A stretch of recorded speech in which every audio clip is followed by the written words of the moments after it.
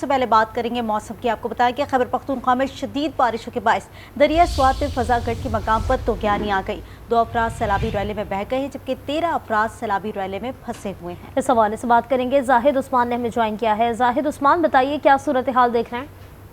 ہاں جی بالکل، یہ فضا گڑھ جو ہے یہ منگورہ کا صحت افزا مقام ہے۔ دریا سوات یہاں پر تھوڑا سا پھیلا ہوا ہے اور یہاں پر آس پاس بہت سارے ہوٹل بھی بنے ہوئے ہیں۔ بہت سارے سیاح جب آتے ہیں تو فضا گڑھ کے مقام پر وہ دریا کا بہاؤ چونکہ نارملی طور پر کم ہو جاتا ہے، پانی ایک سائڈ پہ بہتا ہے تو یہ بیچ میں اتر جاتے ہیں، لوگ اس کو انجوائے کرتے ہیں۔ تو اس دوران جو ہے اوپر بارش ہوئی ہے پہاڑوں پر، وہاں سے سیلابی ریلا نکلا ہے۔ جب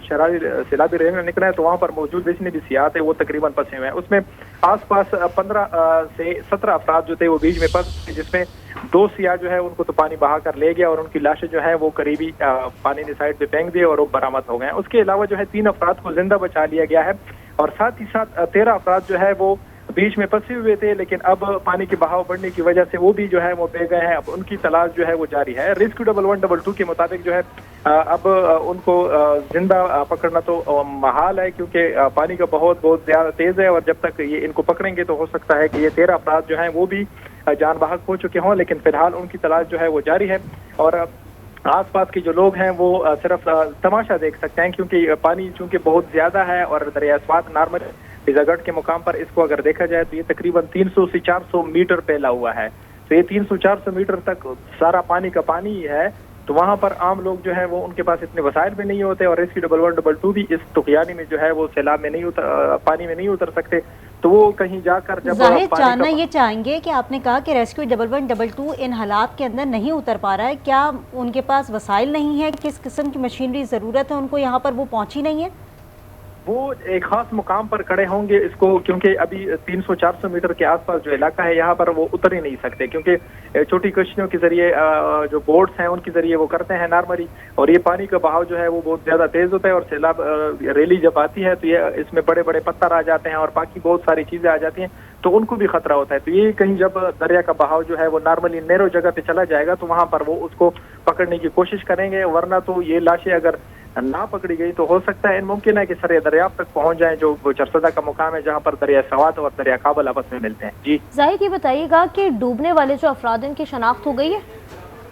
شناخت فی الحال نہیں ہوئی کیونکہ فیملیز ہیں اور وہ دریا سوات جو ہے وہ چونکہ سیاحوں کے لیے مشہور ہے تو باہر سے آئے ہوئے سیاح ہیں زیادہ تر، اس میں مقامی لوگ نہیں ہیں، یہ سارے سیاح ہیں جو باہر سے آئے ہوئے تھے فیملیز کے ساتھ، اور بچے بھی ہیں اور خواتین بھی تھی، تو بچے خواتین اور مرد جتنے بھی لوگ تھے سارے تقریباً جو ہیں وہ پانی میں بہ چکے۔ اب اندازہ لگانا جو ہے فی الحال مشکل ہے، اس کے بعد پتہ چلے گا کسی ہوٹل سے ان لوگوں نے چیک ان کیا تھا، وہ اگر شام کو نہ پہنچے تو پتہ چلے گا کہ فلاں لوگ تھے جو یہاں پر ڈوب گئے ہیں۔ اچھا زاہد، 13 سیاح تاحال سیلابی ریلے میں پھنسے ہوئے ہیں، ان کے لیے کیا کیا جا رہا ہے؟ کیونکہ جس طرح سے آپ بتا رہے ہیں کہ ریسکیو 1122 اس علاقے میں نہیں آ سکتا اور جس طرح کہ اس وقت ہم سیلابی ریلے کا بہاؤ دیکھ رہے ہیں اس میں ہمیں یہی لگ رہا ہے کہ ایک رسی سے تمام لوگوں نے اپنے آپ کو جو ہے وہ پکڑا ہوا ہے اور وہ کسی وقت بھی جو ہے کوئی حادثہ جو ہے پیش آ سکتا ہے اور یہ رسی بھی ٹوٹ سکتی ہے۔ یہ اس طرح ہے کہ یہ ابھی پانی کے اندر جو ہے وہ بڑے بڑے جو ہیں وہ پتھر جمع ہو جاتے ہیں، نارملی جب اس طرح کی سیلابی ریلیاں گزرتی ہیں تو جا بجا جو ہے وہ ٹیلے سے بن جاتے ہیں، تو وہ فی الحال ایک ٹیلے پہ موجود ہیں لیکن وہ ٹیلا آہستہ آہستہ کم ہو رہا ہے اور جتنے بھی لوگ ہیں تقریباً یہ